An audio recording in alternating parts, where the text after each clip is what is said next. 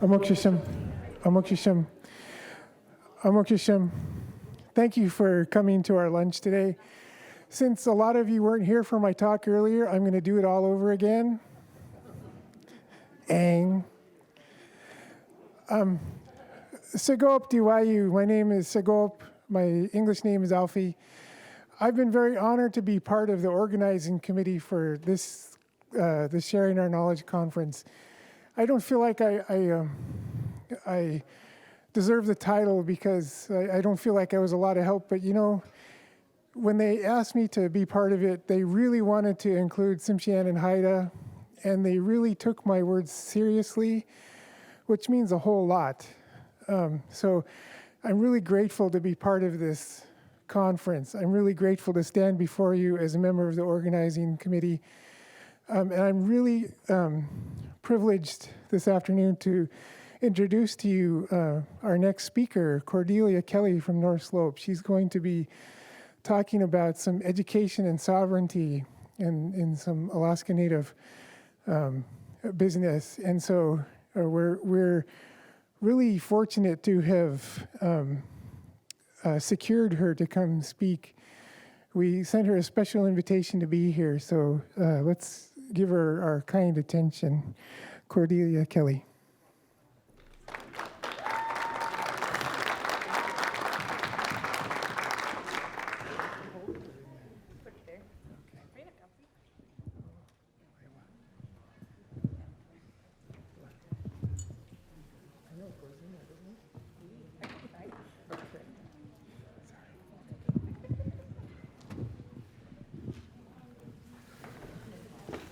Lulu Alfie. Lulu Tuck. To the Sharing Our Knowledge Organizing Committee, thank you so much for the invitation to be on your land. And so we say Lulu Tuck up on the North Slope, which is our way of saying good afternoon. So if anybody wants to practice it with me, Lulu Tuck. And good afternoon to you too. And this morning, if it's in the morning, it's uvla lotak. Uvla lotak, uvlu lotak. So uvlu lotak ilu kafsi. Good afternoon, everyone. Uvanga kiranyak. Alorak miungurunga. Inyupengarungalu. Tanik tun siniga Cordelia Kellie. Pingasuni inipak sinikaktunga. Keranyagalu, Puturalu, Isiagalu.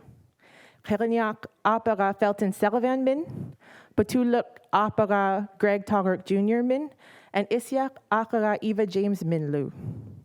Togrick Koyagarunga, so I'm of the Togrick family. James Koyagarungalu.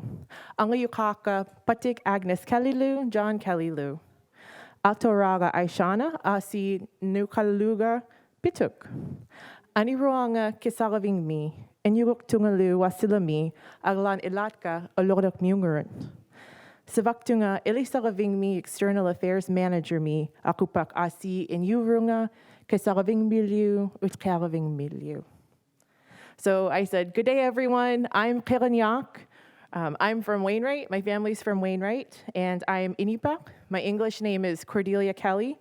I have 3 Inupiaq names, Keranyak from my Appa Felton Sullivan of Wainwright, Patuluk from my Appa Greg Togrick Jr. from Wainwright, and Isyak from my Akka, my grandma Eva James, also from Wainwright. I'm from the Togrick and James families, and I'd like to acknowledge my cousin Kunmiru, Casey Hobson in the room, who's also from the James family. I have 2 sisters, Aishana and Pituk. My parents are Patik Agnes Kellie and John Kellie, who live in Wasilla. I was raised in Anchorage, or born in Anchorage, raised in Wasilla. My family's from Wainwright. And I work at Ilisaqavik College as External Affairs Manager. And so I split time between Anchorage and the North Slope, mostly in Utqiagvik. So, and again, this is my family. This is my great-grandfather, Greg Togrick Jr., right here on the right. I knew him until I was 19, and this is in Wainwright, and it's about 1933 that this photograph was taken.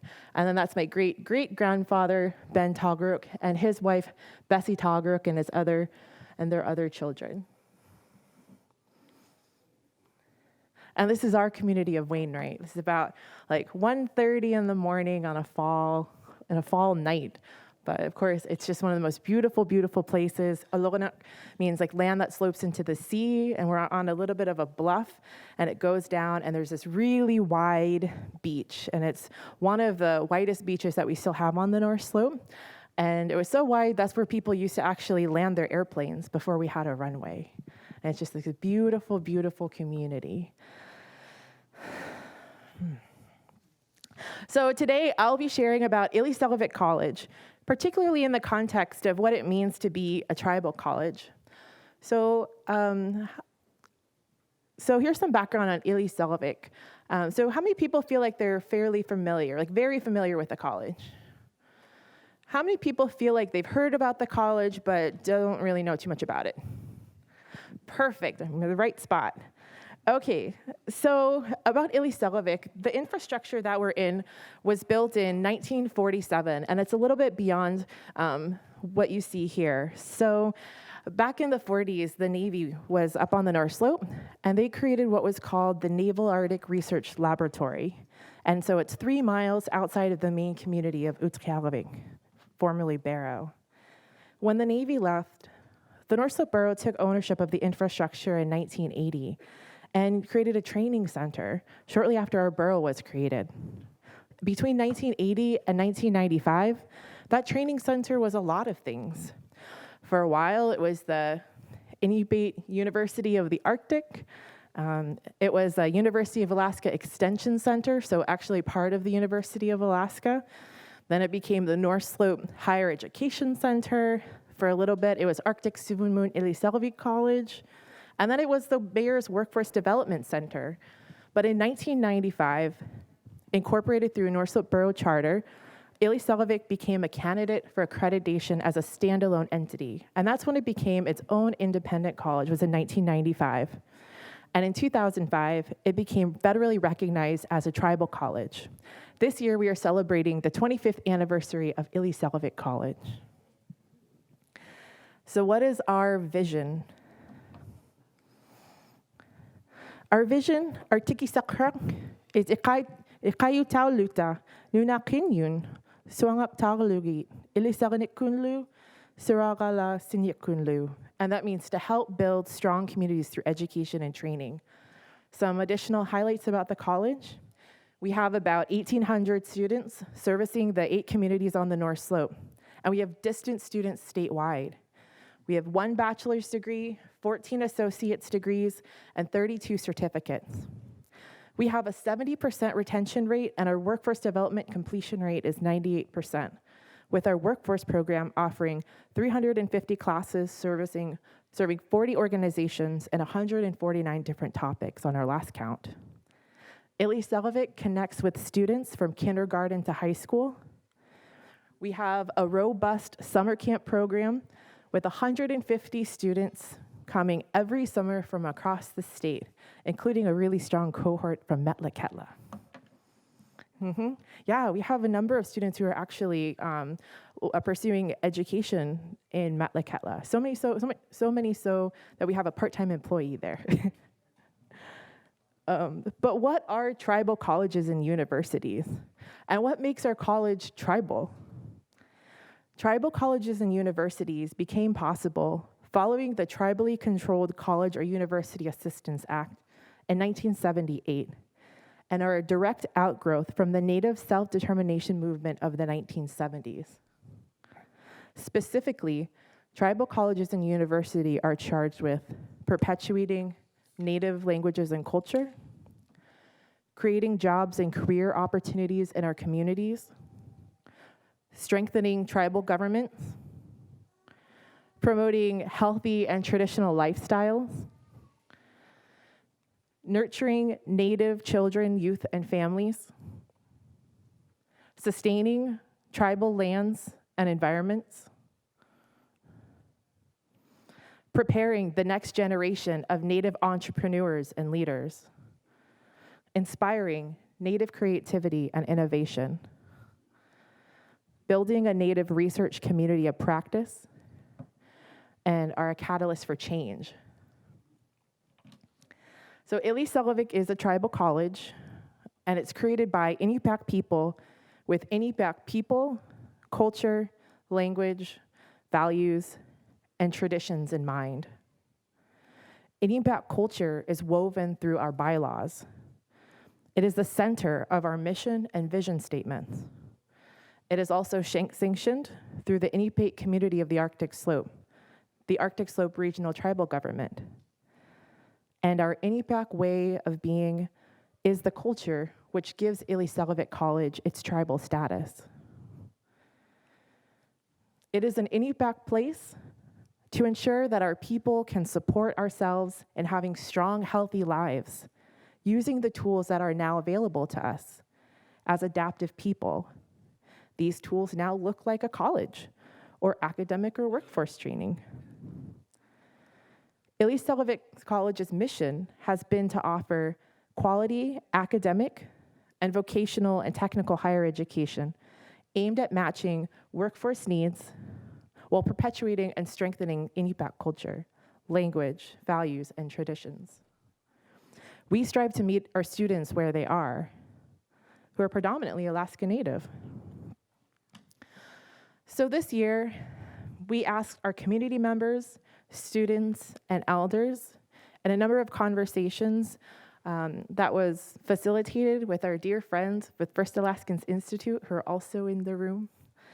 We asked the question in a community conversation, what are the essential skills, knowledge, and abilities necessary for a successful life?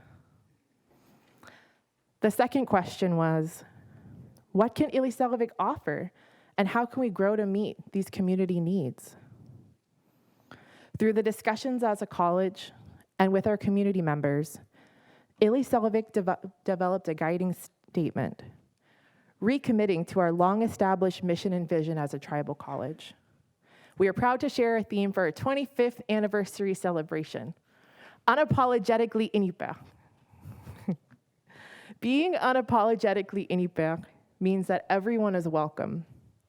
But when you elect to attend Ilisagvik, or when you elect to work at Ilisagvik, because we are electing to, students, staff, and faculty are going to experience an Inupiaq experience. Unapologetically Inupiaq means exercising the sovereign, inherent freedom to educate our community through and supported by our Inupiaq worldview, values, knowledge, and protocol. It is Inupiaq to be respectful to all people. Ilisagvik is a protected space where adults can continue learning and preparing in accordance with Inupiaq ways of knowing, with the knowledge that can be accessed by everyone, as knowledge is knowledge. Because it was created by Inupiaq people does not mean that it will not help but inform and grow people from other groups. Our knowledge and ways of being help make our communities and Alaska a better place. We also assert that Inupiaq worldview, values, knowledge, and protocols are equal to all others. There are ample opportunities to learn other knowledge systems. It's in the air we breathe. But we are stronger when we bring not only who we are into every space, but be who we are first and allow our institutions to grow around that and be supported by our culture. And again, we also recognize that Ilisagvik College is the only higher education institution within the North Slope Borough. And again, everybody is welcome to attend Ilisagvik because our worldview is inherently inclusive. Ilisagvik is going to be inclusive of everyone. Again, it is Inupiaq to be respectful to all people. It's one of our guiding values. Tikpakuti kakanik suli, kiksikshauti kakanik, utukananun alanulu. Love and respect for our elders and one another. So why the phrase unapologetically Inupiaq? As we all know, historically, the Western-style education system imposed was a means to replace Alaska Native languages, cultures, history, and traditions, and ways of knowing with that of Americans. With this, doubt and uncertainty began weaving throughout our communities, growing a question of the validity of Native ways, with some questioning if there was even a place for our Native cultures into the future. Unapologetically Inupiaq means no longer apologizing for our culture and ways of being. It's a strong embrace and celebration of what it means to be Inupiaq. We hope that the phrase sparks conversation and critical thinking about the messages we can absorb about, in the words of our friend, and a friend to many of us, Bentham Ohio, who's Maori, what knowledge counts, what counts as knowledge, and who decides. It is already proven to spark conversation in a way that simply saying something like proudly Inupiaq has not. We've listened to our elders and we've listened to community members, and one of whom shared with us in a recent conversation in elders panel in Unapologetic our Inuit model of child rearing. And we thusly strive now to let that be the model for raising strong and well-prepared community members, where in this model you have the students that are at the center and the students that represents our children, our babies, right? The ones that we're hoping to help continue to grow. And around the students, we have our elders that surround our students. And then behind the elders are all the different community members that are supporting the students as they progress through their educational journey, whatever that might look like. And that might look like aunts and uncles, it might look like spouses, and it might even look like their children. As most of our students, 75% are actually non-traditional students, 25 years of age and older. Ilisagvik is and seeks to be a place where that knowledge can be grown, protected, and cultivated within the successive generations of Inupiaq people. It should always be a place where our community members feel like they can connect and share knowledge with their students, incorporating these essential pieces of knowledge to curriculum as the college helps prepare graduates for the next stage of their lives. And we think about higher education as just that, helping students, helping community members prepare for the next stages of their lives. So what I get excited about with Ilisagvik is the opportunity. It feels like you can do anything. I've seen such change with my own eyes in the past 3 years. The college in 2017 created its first 4-year bachelor's degree program, and that was based off of the demand. We had so many students in our associate's degree program, they needed to create a bachelor's degree, and so now we offer one. See a need, fill a need. We actually look forward to having our first bachelor's degree graduates this spring, just in time for our 25th anniversary celebration. Thanks, yeah. The combination, another thing is that we have a tuition waiver. Being a tribal college means that there's unique opportunities available to us. We have a tuition waiver for all Alaska Native students, Alaska Native American Indian students that can take advantage of that all over the state of Alaska. And combined with that tuition waiver and also our strong distance education program, the fact that our classes are available through distance ed, that creates some incredible new opportunities for students to access higher education in rural communities across our state. So at Ilisagvik, good ideas are elevated, and those good ideas become classes and programs. In recent conversations, some of us floated the idea of how to make your Inupiaq language classes free, entirely free. And our CIO said he would work on that and possibly have that available this spring. So that's something we're working at within the college, with the idea that you shouldn't have to pay to learn your language and your culture, right? Our assistant professor of Inupiaq studies is an Ilisagvik graduate herself, having gone on to complete her graduate degree at UAF. She loves learning and sharing about plants and their traditional uses in medicine. It's actually her on the left. So she made a class, plants, traditional uses in medicine. It feels like you can do anything. You can be anything. You can be reflexive. You can be local. You can be statewide, fulfilling the needs of your communities and community members, like wherever they may now reside. So my role, again, is External Affairs Manager with Ilisagvik College. And in my role, I become practiced with sharing how we became a tribal college in 2005, and an independent college in 1995. However, in preparation with visiting you today, I asked myself the question, why did we become a tribal college? I searched our archives and found the original feasibility study, gathering information to submit to the American Indian Higher Education Consortium. And that's the membership organization of the 37 tribal colleges and universities that exist throughout America. There's one in Alaska, that's Ilisagvik, and there's 36 throughout the lower 48. So in that feasibility study, I found that there were two underlying strategies that were identified. The first one was stay true to our mission, building on our cultural and institutional strengths. And the second was utilize the National Native American Network to strengthen our approach to the education of Indigenous peoples.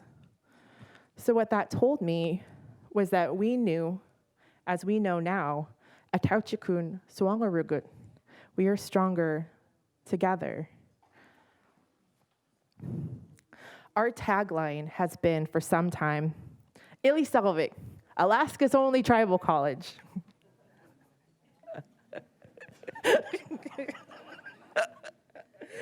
But we look forward to the day where that is no longer the case.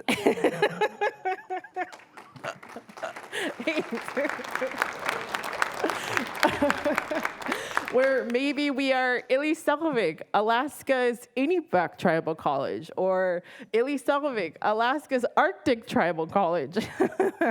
Make us change it. Because it is our vision and our dream to see the rise of a tribal system, a tribal higher education system throughout the state of Alaska, working with our relatives within the University of Alaska system. A place for continued development as whole people, no longer having to ask for permission to squeeze into other spaces, strain and lobby, making endless cases for slices of resources to be allocated for our people, straining to be one part of a whole. Unapologetically Haida.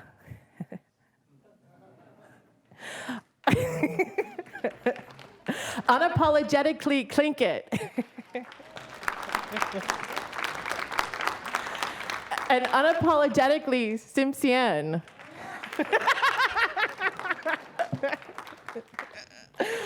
What we could do, what you could do if that institutional resistance was removed. Imagine an environment where your people are the whole pie. So if you or someone you know is interested in creating a tribal university or college, there's a 5-step program for you. You can Google how to make a tribal college. There's a 33-page PDF guide and that the American Indian Higher Education Consortium provides. They even have a sample outline for all the steps you can take to make your own tribal college and university. It is entirely accessible to you. I will also acknowledge that Ilisagvik College is 2/3 funded by our North Slope Borough and 1/3 self-generated through grants, federal grants such as funding through the BIA, corporate gifts, and private donations. And I know that not everyone has the same funding resources we do on the North Slope Borough, but nor do the other 36 tribal colleges and universities throughout America. We can have it if we want it. Koinak ayugagamga. Thank you for inviting me. Thank you for teaching me.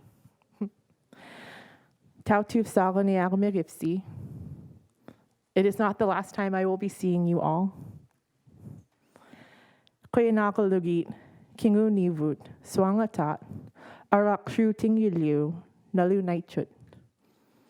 you to all of our ancestors for their continued guidance. Cleanup, appreciate it.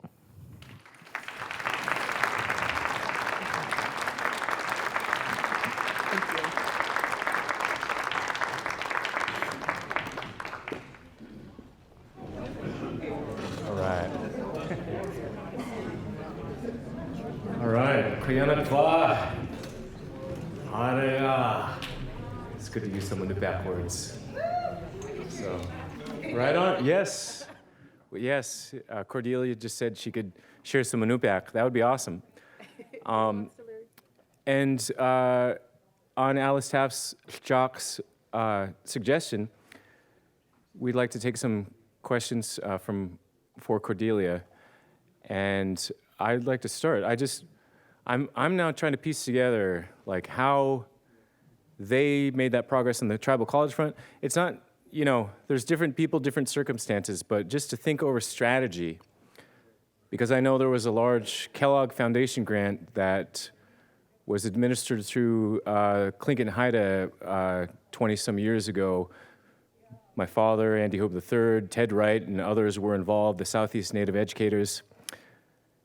And some really great capacity was built and knowledge was shared, but we don't have a tribal college. And rather than point fingers or anything like that, I want us to start thinking of just to build on those, just like Cordelia mentioning, that you could go and literally Google how to make a tribal college. And how really can we do one right here in Southeast Alaska, if you have any more thoughts on that? And then we'll take some questions of folks who want to raise their hand, and we'll field questions. Right on. Just some thoughts. A couple of mentions about Ilisalovic. So again, we started out as a mayor's workforce development program. So we were doing a lot of on-the-job training, and we existed as Ilisalovic without being a tribal college for 20 years. 1995. No, sorry, 10 years. We were a program for 10 years, and then we became a tribal college. And so another note is that a lot of the tribal colleges are community-based programs. They grew directly out of the communities. And so like local communities moving towards that goal. We also know that our friends at APU are transitioning into becoming a tribal college.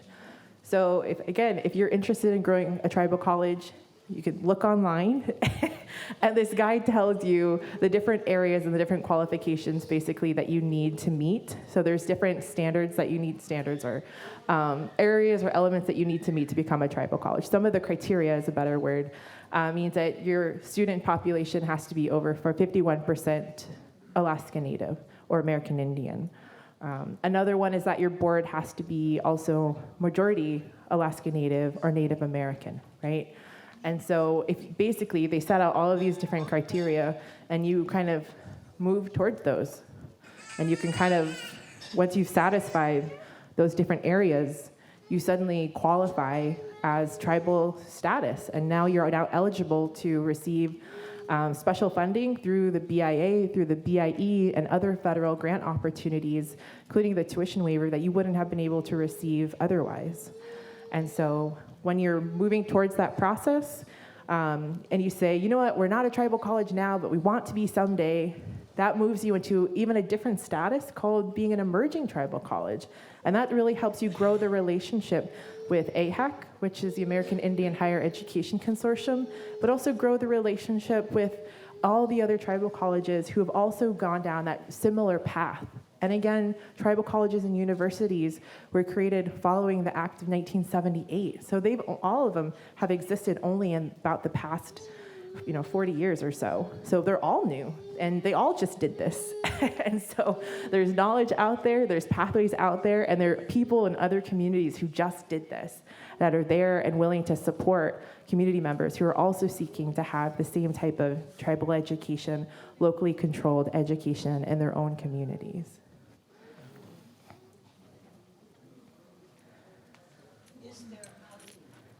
We do, actually.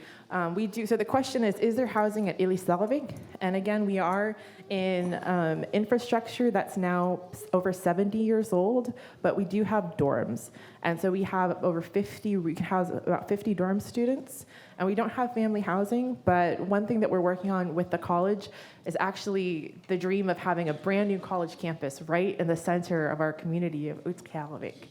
And so that's one of the other projects that I get to work on, because even though it seems like such a monumental task to, identify millions of dollars for brand new infrastructure, we know that if we don't start now, we're never going to be any closer to having our own new college campus, right? And again, our infrastructure right now, that we appreciate the use of space, is about 7 years old.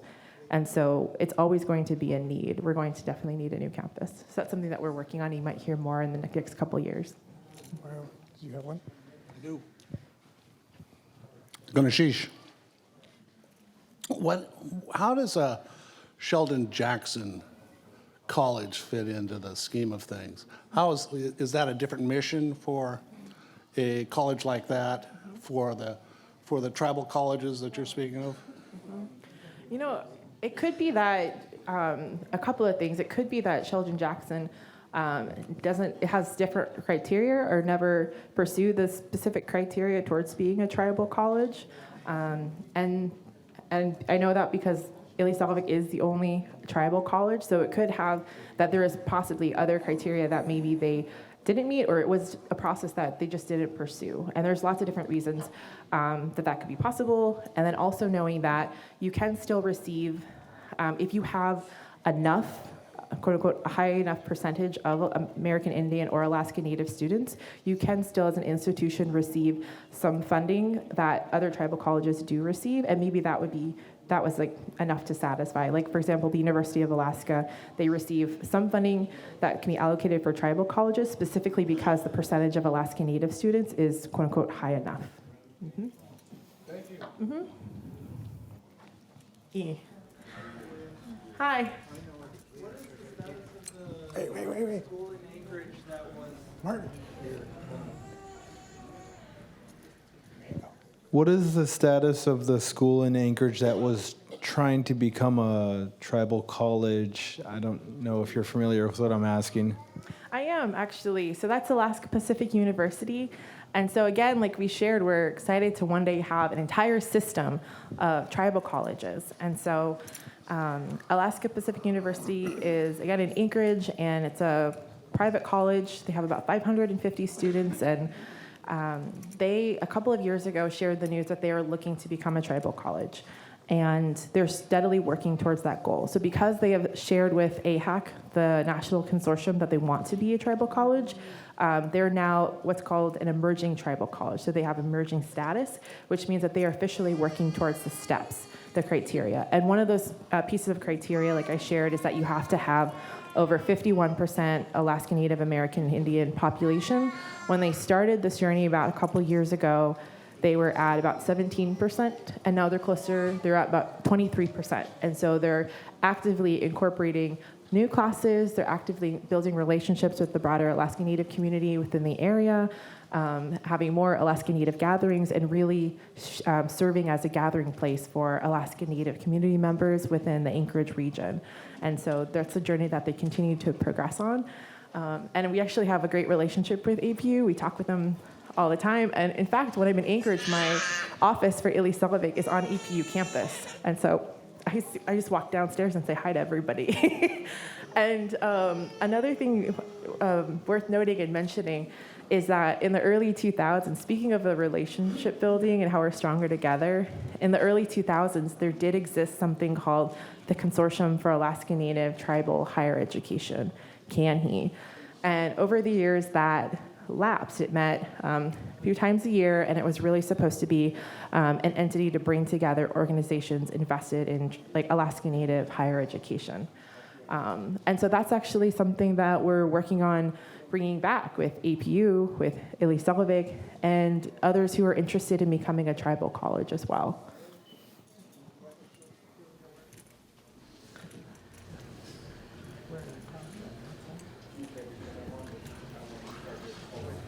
Deborah? Oh, a big sheet of copy. Bissy, questions?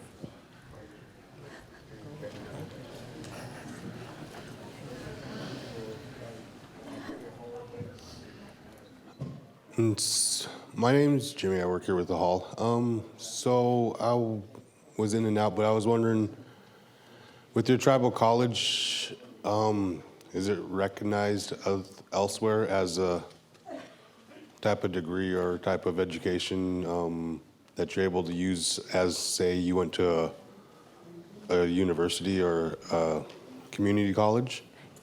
Yeah, that's a good question. I forgot to mention that we are also accredited by the Northwest Commission on Colleges and Universities, and that's the same accreditation body as the University of Alaska system. So our degrees absolutely transfer. And we have a lot of students who will finish with their associate's degree program through Iliselevik, and then they'll move on to UAF, UAA, or another institution of their choice. And so,